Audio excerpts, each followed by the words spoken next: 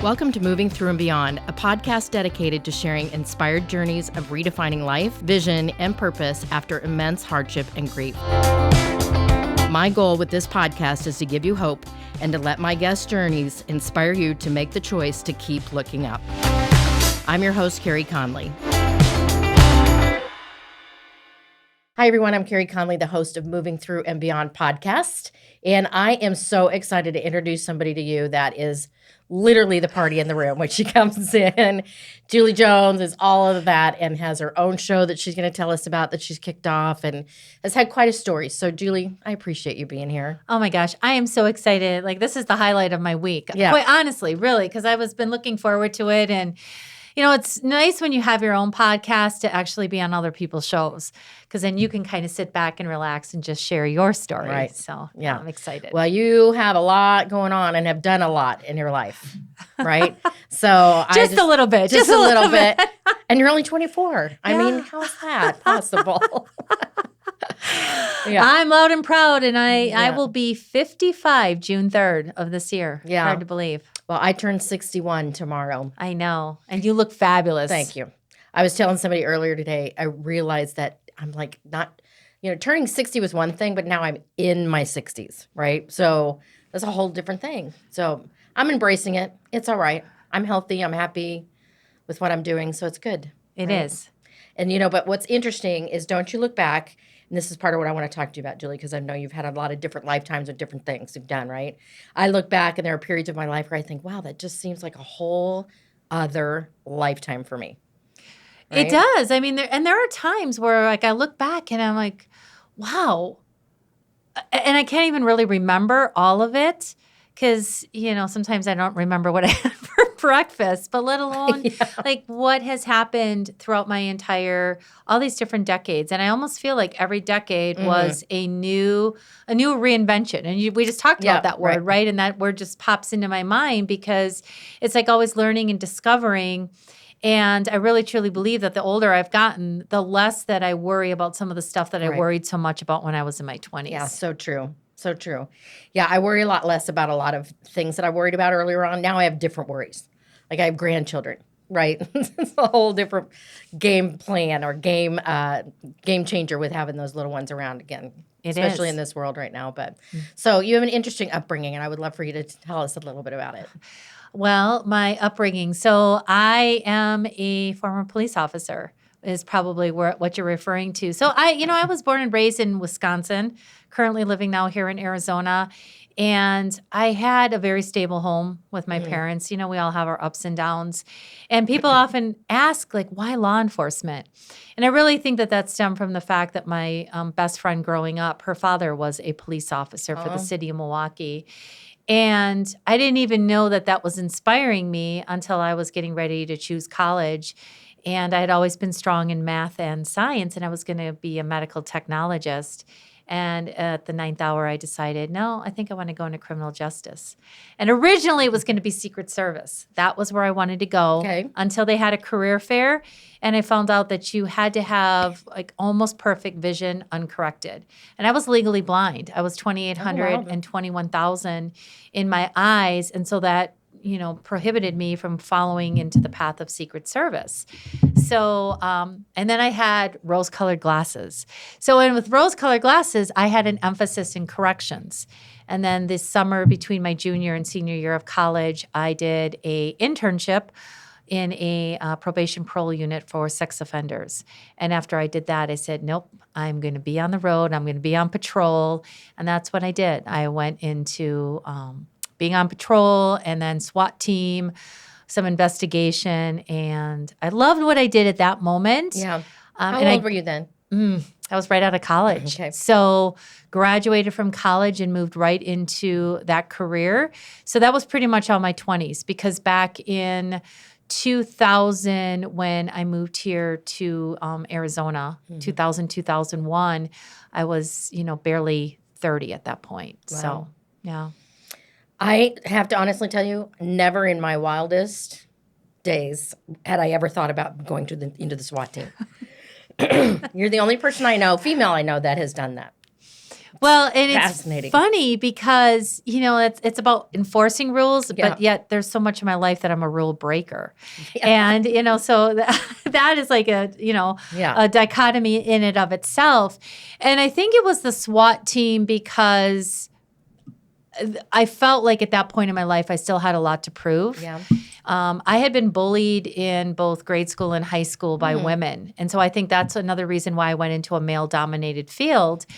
And I was only the third female hire on by the particular department that I was the SWAT team on as well. And the first time I went out for the SWAT team, one of the gentlemen in his infinite wisdom decided to boost me over the 6-foot wall. Now, as you know, I'm 6 foot tall, but I didn't have the upper body strength to take me over the 6-foot wall. And so he just decided to help me a little bit, which disqualified me. And I knew it disqualified me. The sergeant was mad because he knew he had to have that conversation with me. I said, it's okay. I get it. So I worked out even harder because I was very clear that I wasn't going to be given anything to me because I was female, that I was going to earn everything. And so I worked out even harder and I got on the SWAT team. And it, again, though, like I look back and I think it was just always about like having that need to prove myself, your self-worth, all that kind of thing. Yeah. So many young women do that, don't we? We go into something I was talking earlier about. I realized at age 14 that I made a split from who I thought I probably should have been, following a whole path of what's my identity and how can I prove myself and, all that. And so I think it's interesting that at our age we can reflect back on that and go, I see now why I did that. Well, and there's a lot because like as I do a lot of reflecting because like life is about assessing and the awareness and then deciding, what you do with that information.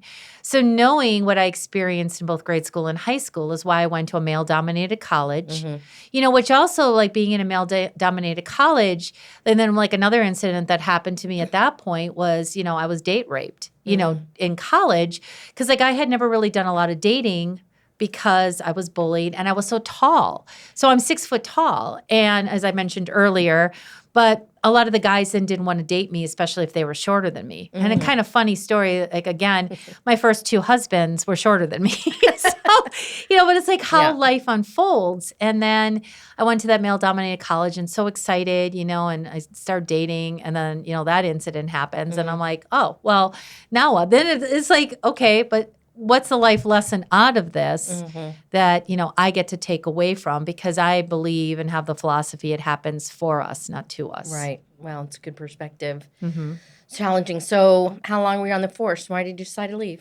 I was on the force for 10 years. And when I moved out here to Arizona back in 2001, my ex-husband and I had been both law enforcement officers. And one of the things that when we moved out here, we realized that both of us couldn't be in the academy at the same time just because it was like going through military boot camp again. Yeah. And I fell into managing an apartment complex that I worked day shift, Monday through Friday, holidays and weekends off. And even though I'm not an office type person and I don't do well sometimes, working for someone else, I like the autonomy. That was law enforcement. Even though I was working for a city, I still had a lot of autonomy. I realized how negative it was. And, the close culture of being in law enforcement, that you were suspicious of everyone and everything else. Yeah. And that wasn't who I really was deep down. I mean, I think one of the other reasons I went into law enforcement was that I had such a desire to help people and I thought I could do that. Again, those rose-colored glasses. Yeah. And then when you spend 10 years in that career and you realize that you're not making the impact that you really thought you were, I mean, probably the best thing that happened was I made the decision to move to Arizona. Thought I was going to go back in. I can't tell you how many times it would have been easy to get an application and just follow that route. Yeah. Because I really didn't know what I wanted to do. Yeah. And then it became apparent that it was about helping people and starting my own businesses and coaching and speaking. And all of that was all just that one decision of, no, I'm not going back into law enforcement. Yeah. Hard decision because I know my daughter's best friend's husband is on the Phoenix Police Department here. And also, I think he's on the SWAT team now, and he lives and breathes it. It's what he is so passionate about. It would be hard for me to imagine him ever not doing that, right? But you followed your heart and said, you know what, there's something else that I'm supposed to be doing, helping people the way you're doing now, which is coaching. started your own show. Talk a little bit about the show. Well, I have 2 shows. So I have a podcast, and it's the Get S Done podcast. I'll be respectful on somebody else's show, right? And then I have a television show as well with the Zondra Network that's called Stop Waiting, Start Living. And everything that I really talk about in my entire platform is based on my experience in law enforcement. Okay. Is based on the fact that what I saw and that people tragically dying, like homicides or traffic accidents or whatever it was. And the thought that they were going to be home that night and then me having to go and give a death notification that they weren't coming home was incredibly difficult to have to do that. And then, part of the reason as well, when I moved to Arizona, my mom, shortly before I moved, had been diagnosed with early onset Alzheimer's. And she was only 57 years old when that diagnosis came in. And at that moment, everything changed for my mom and dad because they had been of the age that you waited till you retired. Now, luckily, they were retired because my dad retired at 55, but they had very few years together. And then everything changed in that moment with that diagnosis because my mom started to leave us before she physically left us. And just 2 short years later, she died at 59, which then again, so death notifications, losing my mom, and then 30 days after my mom passed, my grandmother passed as well. And so 2 strong, female influences were suddenly gone. And it just had me stop in that moment and realize, okay, life is short. Their dreams went to the grave. My father's dreams went along with my mom because now he no longer had the person that, he loved and had all these plans with by his side. And so I thought, I'm not going to do the same thing. I don't want to do the same thing. Like whatever it is, I will figure it out and move forward with my life. I think that's such an important message that you're saying, Julie, that people need to hear because we think we have all the time in the world. And we don't. You don't know what tomorrow brings. My life, of course, changed on a dime twice within 3 years. My husband and my son, losing them, and it just changed everything. My whole perspective and yes, my sense of urgency on things, right? Especially because I'm turning 61 tomorrow. It's like, well, it does. All these things, all these things happen. And again, and as we get older too, and maybe that's part of it, but we start to see people who we never expected to die, like dying at young ages. And the tragedy and everything that surrounds us.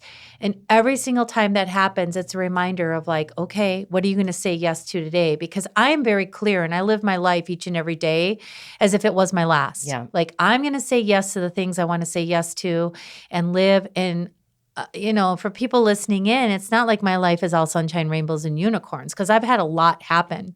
But yet it's the decision I make every day to be positive about everything that comes at me because I could be curled up in a ball, crying every single day, or I can say, okay, put your big girl panties on and just deal with it, right? So, So some recent challenges that I know you wanted to talk to me about, which I think is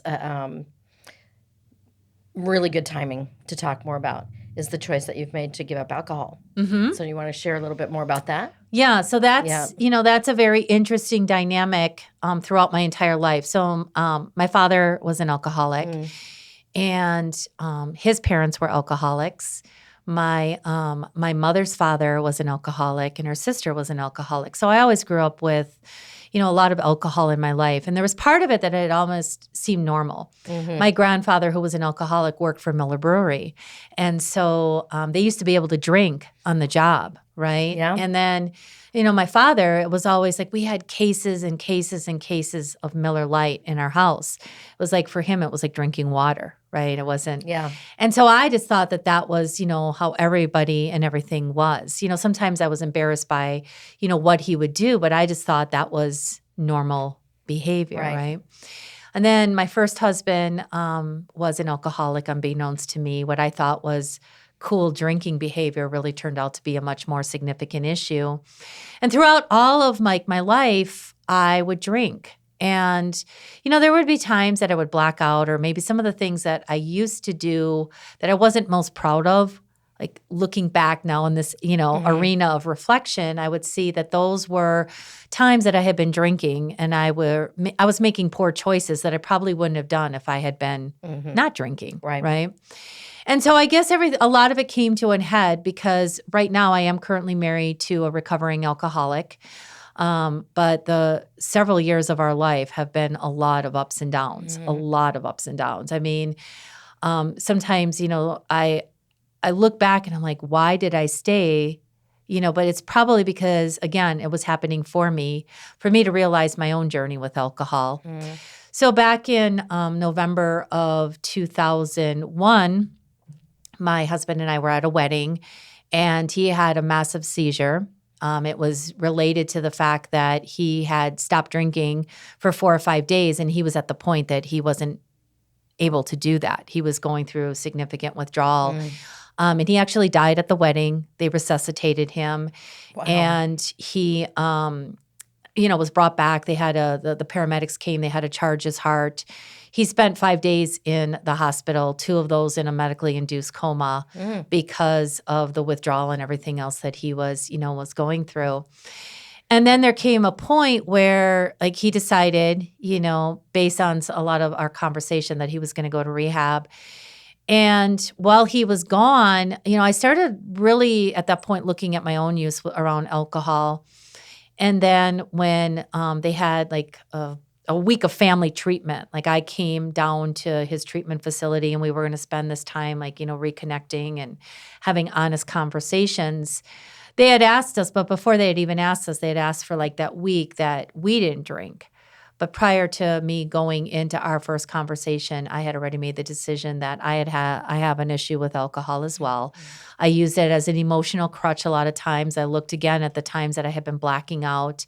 And I was starting to not be as I used to say, the fun drunk anymore. Yep. I was starting to say things that I wasn't necessarily proud of. And I just didn't like how I was feeling. I was always waking up with headaches and I was always hungover, and it would take me several days to recover. I'm like, okay, if you don't, like I said to myself, okay, if you don't think you have a problem, you do. And it's like, it's not cool. It's not fun. Like it's affecting you. Cause I'm very clear now at this point, cause I'm a little over 16 months sober, that if I had not given up the alcohol, I would not be where I am today with everything that I'm accomplishing, because the alcohol was really getting in the way. And, and so many people say, well, we didn't see like you had an issue. Well, again, nobody ever knows what goes on behind closed doors, right? And maybe people like listening in, well, I do the same thing, but I'm not an alcoholic. It's okay. I can term myself, as that, because I know that if I go back to drinking, and I did it a completely different way. I never did AA. Like I hired myself a recovery coach, and she helped me get through the first few weeks. But I was very determined, and I liked how I was feeling and how things were better without the alcohol. And there were times it's been challenging. We're a very social society. Right.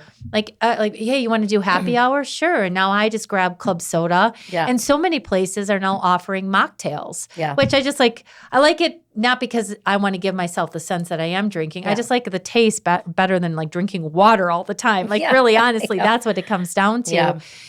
But it was for me, it was the best choice that I could have made. And again, it was for me. It wasn't because now my husband was going to go sober, like to support him. Right.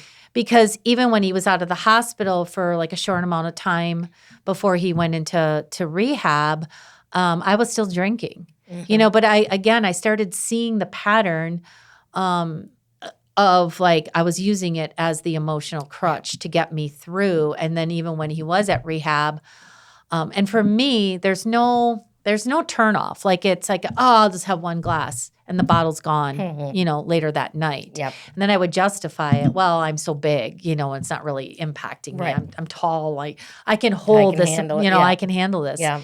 And even to the point when I was a police officer, I was drinking and driving, and by the grace of God, like I never got stopped or that, my angels were watching over me because for so many people, it's, like you make that one bad decision and it impacts you and affects you the rest of your life. And I realized, okay, no more bad decisions. I think you've made so many good points here, Julie. Number one, we are a social society. That is what we do, right? We go to happy hour, celebrate, um, let loose a little bit, um, and then what happens is either some people can manage that, some people can't. But the key word you have said a couple of times is you made a choice. Mm-hmm. You made a decision that you just didn't want to do it anymore. And I think that's a crucial piece because I think if somebody knows they have a problem and they put themselves into a program, but they don't really want to change, it's going to be it's a mental thing, I think. It really is. And I agree with you because I've seen that throughout my entire life. When I make a decision on something, like I always will follow through because it's the commitment to me. And again, it's knowing that no matter what else is going on around me, like I finally realized like I am who I am and I love to have fun. And you've seen me and I wear crazy costumes and I wear crazy glasses. And that's me. I didn't need the alcohol to give me like the liquid courage, like to be this fun, funny person because I still am that person. Right. But I was under that guise. And I think it was, like how I grew up and seeing it, that it was so normalized. And there's so many people that I come across now that don't drink. They don't like the taste of alcohol. One of the best books that for me that was also beneficial is there's a woman out there by the name of Annie Grace, and she has the alcohol effect, and she has like the Naked Mind. That's her coaching program. I've heard of that. And she really talks about the science behind how alcohol affects you, like how it gives you this 20-minute high, and then people continue to drink trying to get back to that high, but you never do. And it's such a depressant. And so for me, having that science background, right, and like realizing this and seeing this, plus the other thing was that I live as much as possible a non-toxic lifestyle, like really eliminating a lot of, chemicals and that kind of thing. And I'm like, okay, you supplement, you do all this stuff, like, and then yet you're clean introducing products, and then all of a sudden you're using like this known poison, like alcohol in your system all the time, and taking it to a point where you're just not socializing with it. It's a problem, and I'm like, okay, there was such a disconnect for me, and I think my brain being able to wrap around, again, like the black and white of the issue is probably what helped me. I'm really glad that you're talking about this because I think so many people, if they struggle with this, think that there's one way and one way only. And I think there are a lot of people who are starting to become more transparent with their relationship with alcohol and starting to share different ways that they got sober, right? And it's refreshing to see. And a lot of it is, the stuff I'm seeing is a lot of science-based stuff. And it's all mindset. It's not just one thing. And it's really, I think, helping to break down the stigma around calling yourself an alcoholic or you've got issues with alcohol or whatever. Do you see that? Yeah, it is. And I forget what the new terminology is, like what they say. And I like have on my, I have a whiteboard where I list everything that I get to do. And I say alcohol free. And one of the things that I was saying, like initially when I first got started, is I'm not a drinker. Like, that's what I would say. It wasn't that like I was in recovery or that I was just like, oh, I'm not a drinker. Yeah. So like identifying that with like who I am now, is like really important. And again, there are no like stigmas. Like we've had too much stigmas in this society around so many things, mental health and, like all these things. And it's like, unless we start bringing things out in the open and having real honest conversations, like when I started posting things on social media about who I am, I mean, people were, private messaging me like, hey, I'm struggling with this. And okay, well, how can I support you? And I am not, like an addiction counselor. I am not, but I've been on my own journey. And if it's just even like me checking in and saying, hey, how are you doing? Yeah. That's all I want to be able to be for people. Yeah. Which brings us all full circle to what you're doing now, right? Right. So I want you to describe to people how you help them. Well, the best way that I describe it is that I inspire people who are do instead of just being. Right. So a lot of times, like people have left corporate, or they are they're just running on the hamster wheel of Yeah. life, as I call it. And they're not saying yes to the fun and to life opportunities. And, when we talk about alcohol and the addiction process, like what I've become really strong about talking about as well is that we've become addicted to technology. Mm-hmm. And we've become such a fast-paced society that people are really truly forgetting to stop and smell the roses. Right. Like I really feel this so strongly right now. Yeah. And while technology has like its benefits and its great components, it's forcing us to that we want everything just like this. Right. And we're not stepping back enough. So I help people to really enjoy the moments of life and to streamline what they are doing without losing their sanity.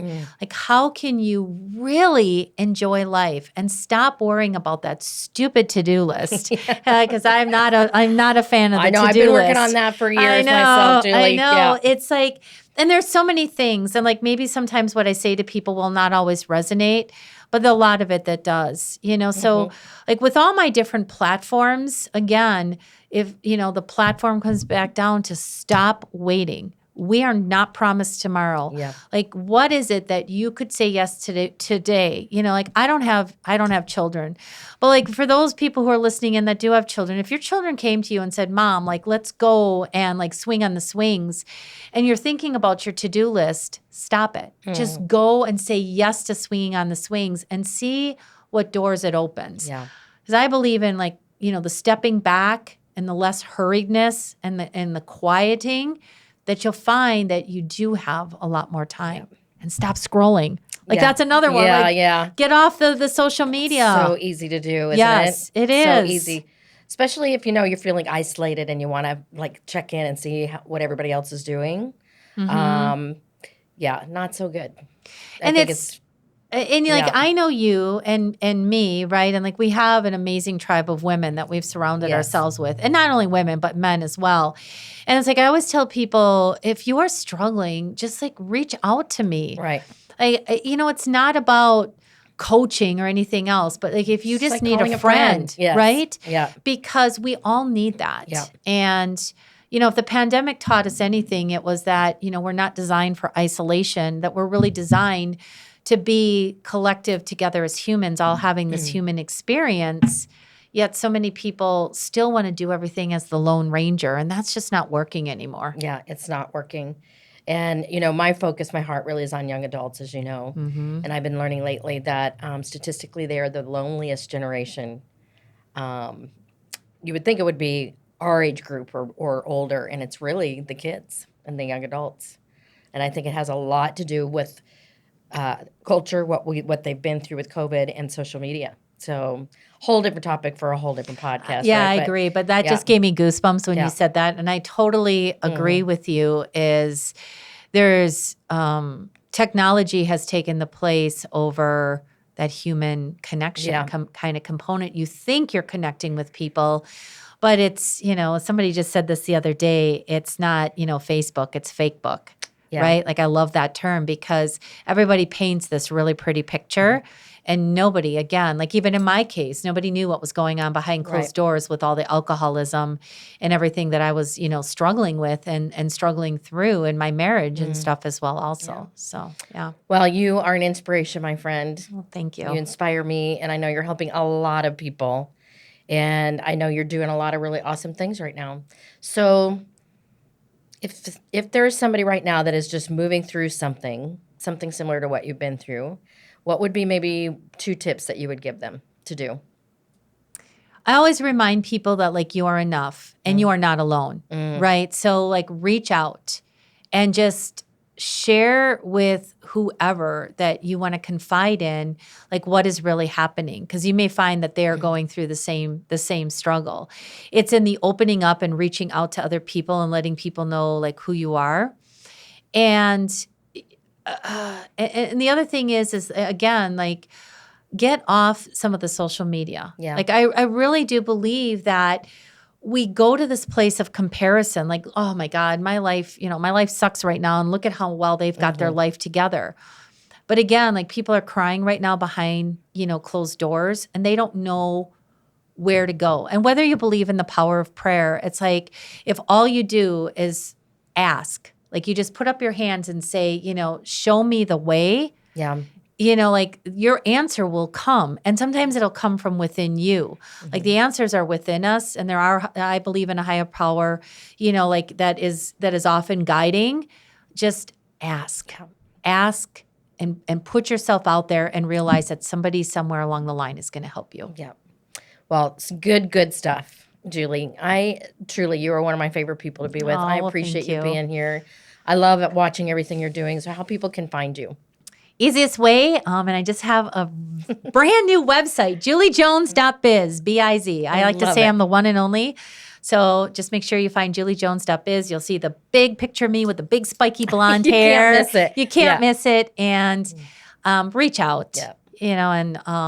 and I'm all over social media and stuff as well, just because I am. But I'd rather you reach out to me personally and let's have a conversation. I agree. Well, Yeah. thank you, my friend. I appreciate it. Thank you. Thank you all for listening to this episode of Moving Through and Beyond. I'm Carey Conley, and I'm here to remind you to keep looking up.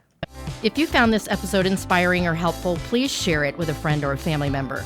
In order to be successful on this mission, I can't do it alone. Connect with me at www.careyconley.com, and don't forget to sign up for my weekly Do It On Purpose newsletter.